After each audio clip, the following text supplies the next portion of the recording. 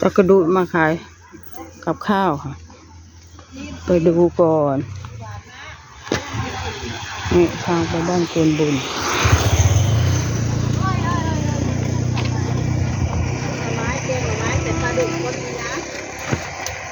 เฮ้ยเด็กครับเฮ้ยเด็ก20ก้อยปลาจ้าคือเดียวฮันชิโร่ข้าวต้มเท่าน่ะไม่มีต้มจืดกินได้บอกได้จับอย่ากระทำปากนะตำข้าวกินใส่อย่ากระทำปากดูดิโอ้บ่บีเบอร์เลยบีเบอร์เลยมันมาไม่ทันมาครับเจ้าที่มันไม่แซ่บมันมาไวข้าวต้มมันมีบ่อันหากินข้าวต้ม3 มื้อเลยนะต้มข้าวต้มบ่นี่พัดนี่แล้วบ่แล้วข้าวต้มมันนะโอ้ข้าวต้มเอาไว้แบบนั้นแหละเอ้าพี่ช้างพวกคือน้ำเฮียน้ำห้วยแท้นะโอ้ข้าวแช่เย็นว่าขวดแมงซ้อนเฮ้ยโอ้ได้กินอยู่แมงซอนก็ได้แมงซ้อนเฮาสะอาดได้ไตไผ่แมงซอนนี่นายอันนี้ใจไผ่คือเดียวเนาะดาวผักบ่พักมาแต่ผลือว่าเฮ้ยดาวลินผู้เป็นกระชอบเราว่าเมื่อเอาแม่ย้ายเราอ่ะอันนี้ก็ไตช่างเยอะพลุก็เอานั้นนะความหิบเอาได้เยอะพลุก็เอานั้นได้เห็นอยู่บ่เข้าใจขาดเมื่อคืนนี้แล้วกับผังเมาเมื่อนี้ปลาเปิดนะแตงโมเท่าไรคะแตงโม40กับ20กับ30มีทุกรุ่นใช่ป่ะถูกราคาอันนี้ก็10 บาทจะละแพงมาเฮ็ดเพ้อคันมันมีหาเว้นไว้แต่บ่ชื่อกินกับบ่เกิน30ดอกใช่อันนี้มาให้ชิมบ่นี่น่ะเอาชิมโอ้มาให้ชิมมาอีชังมาอะไรลิ้นจี่ค่ะไม่เชื่อชิงเถอะวะ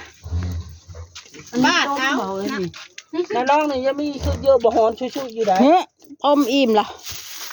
โอ้ตัวนี้ค่ะมันอีชังอันนี้ก็ละอันเอาอัดไว้นี่ค่ะต้องได้เอาไปต้มอะไรเอามาแตงโมนะเอาลูกเท่าไหร่อันนั้นลูกเท่าไหร่40อันนี้30มันนี้แล้วเนี่ยมันเอาเท่าไหร่เอามานี่ปลูกไว้30ใช่ไหมตัวหน่วยปาดว่าให้เบิ่งนี่ไม่เอานะบ่จังว่าหน้าป่าบริปนก้อยนี่นาคนเอาเลยชุบหน่อไม้วะเฮ้ยจ้าสุกหน่อไม้แกงหน่อไม้ใส่ปลาดุกอันนี้ก็ซาวบ่จ้าซาวเนี้ยอ่ะซาวใหญ่ซาวหน้าก็ซาวหลังอันนี้ก็ป่นปลาดุกก็มีอยู่ยังอยู่เป็นปลาดุกที่เอาบ่ายแล้วขึ้นบ่ายแล้วเอาบ่ายแล้วขึ้นบ่ายแล้วเอา20ค่ะเลิกบ่ายเลยนะคะมะม่วงไม่ดกนะปีนี้นะไม่ดกนะพูดมากก็มีแล้วบัดนี้เขาจะถูกหน่วยละ5 บาทใช่มันไม่ดกทำไงมีแต่และตะกระดูดของกระดาษอันนี้นะไปอ้อมนะเอาไปนั่นเอาค่อยน่ะเอาไปอ้อมมันไปวัดนะผู้ดีมื้อนี้วันหยังวันศิลป์วันศุกร์และวันศิลป์เหมือนมื้อคอยไปนะโอ้ยคอยบ่ได้ซื้อมะม่วงอีหยังคือยาวเถอะวะเฮ้ยมหาสนุกแซ่บบ่แซ่บเยอะดิบก็แซ่บทุกแห้งแซ่บน้ำตาลก็ขึ้นตาพุ่นละไปจะกินได้นั่นลองน้ำตาลแล้วแม่นเพราะคอยเป็นเบาหวานอาหารมันเป็นของบ้านเฮามันเลยไม่สวยมันเป็นมะม่วงน้ำดอกไม้สีเขียวนะคะโอ้มะม่วงคือมันไม่เป็นสีทองถ้ามันเป็นสีทองนะมันไม่สุกมันก็ทองนี่นะไม่สุกกระท้องมันไม่ได้อ่อนนะบ่ได้อ่อนเด้อดิตามฤดูนี่นะเอาไปปลูกแล้วก็กินให้มันออกตุ้มตามน้ำมันนี่ละเท่าก็ได้ปีใหม่มากกับช่างกินเนาะเอาตายแล้วก็ลูกหลานช่างเก็บซาปลาบ่เนี่ยอันนั้นบอกป่นปลาดุกจ้าป่นบ่แล้วลองกินป่นปลาแล้วเป็นกระแสสิโลก้อยนี่นะก้อยปลากินแล้วเด้แยมก้อยให้กินมั้งค่ะป่นเฮ้ย ทีนี้เขาจะได้เหม็นนี้ เม็ดมะงิ้วโอ้ย อุกอ่าง บ้านเขาเขาบ่มีบักนิ้วเดี๋ยวนี้ปลูกได้ตึ๊ก บ่ เอาเสร็จแล้วมา ปนปลาเนาะปนปลานี่ชาวบ้านบ่ จ้า เอาอันไม่รู้ เพิ่นก็ไปไล่ทางนั้นเพิ่นก็เก็บใส่ถุงมาให้เฮานี้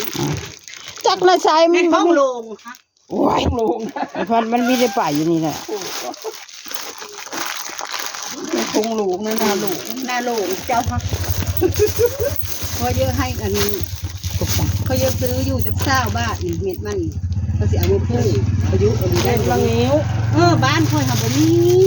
ต้นบ่มีอยู่นะดินแล้ เขา ว หล่นเขาเปะกับมันเขาโบเพะนอนมาลง คือให้ชุบอันนี้ใส่หนังหมู มันหล่ บ่ น เหร แต่ อ ว่าเนี่ยเก็บเพิ่มมันอยู่ตรงขวาผู้ ใส่หนังหมู ค่ะ เอาเลยนะ ไผนี่ก็เอามาพนักงานเพิ่นเด้อเพิ่น แล้วเขายังเก็บเพิ่มมันหล่นอยู่มันแม่เหรอมันยังไม่ทันได้ฉุก คิดเท่าไรไปปลูกใหม่ โม่น่ะลูกละ20นะจ๊ะ ปลูก โอ้ ใหม่ แม่นบอกเขาว่า20อยู่บ่ ได้ไหมด้วย หาแล้วเลยแหละ อ่ะทางนี้ เมื่อคำเพิ่นไว้20 กับ 30โน มัน ค่อยอัดเอาอยู่เด้อ เท่าไหร่นะ คนอ่านเอาเธอดื้อจิ อืมอันนี้เช้าหรือว่าอันนี้เป็นที่ชิป เอาชาวไปชาวมา เราว่าใส่หนังหมู จ่ายเมื่อคืนนี้ก็เอาไปเผามันนี้ได้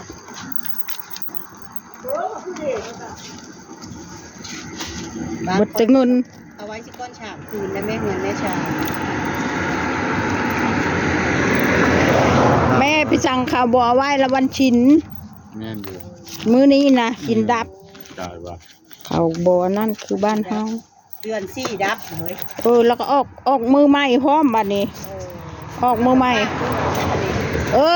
ก็มันเป็นอาหารล่ะ เขาก็เลยบ่เอาไว้ไว้ให้เลย กรุณาเนี่ยบอกไป โอ้คนนี้เอาสปินไว้เลยเอาสปินมัน อันมันบ่หวานมันบ่ชุก ต้มให้มันบางคนก็เขาว่ามันชุกแล้วเขาก็กินได้เฮยยา บ่ ข้าวบอกมันจะข้าวบอกเข้าใจเอาไปคืนเขา เล็กนะครับ แล้วก็บอกมันว่ามันเป็นแบบนี้ของสู อืม ดีได้เขาขาย แม่ความมันน่ะมันได้เขียเฮาเนาะเฮ้ย เฮาขายมานี่มันต้องเท่าไหร่20 ปีเลยล่ะมา ที่บ้านฉันกินตัวฉัน โอ้ยกายว่าแม่ความโตถึกแล้ว บริหารย้อนได้ โอ้ยกายว่าไปซื้อของอ่ะ อะไร มาได้ชิเลิกคือหอบหน้าหอบหลัง มาจะให้ ลูกกันน้อยๆแนวๆกระเทเนาะคนเพื่อนจะได้อย่าไปเพื่อนผู้ดังกะวิกปานเจีย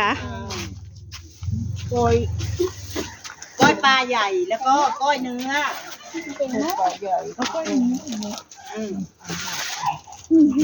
ลาบปลาดุกบ่เฮ้ยนี่นะ จ้า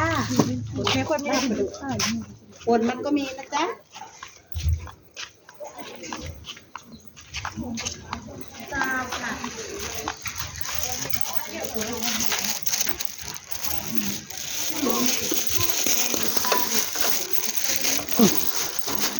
ชื่อแตงโม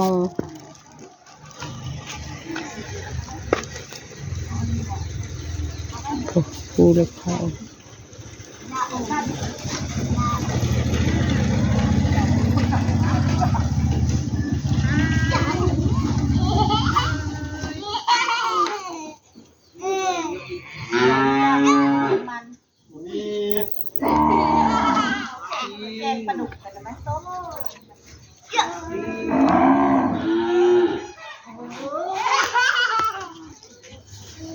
อันนี้บอกมะกอกไม้โอ้ยทำไมเขาทำรถ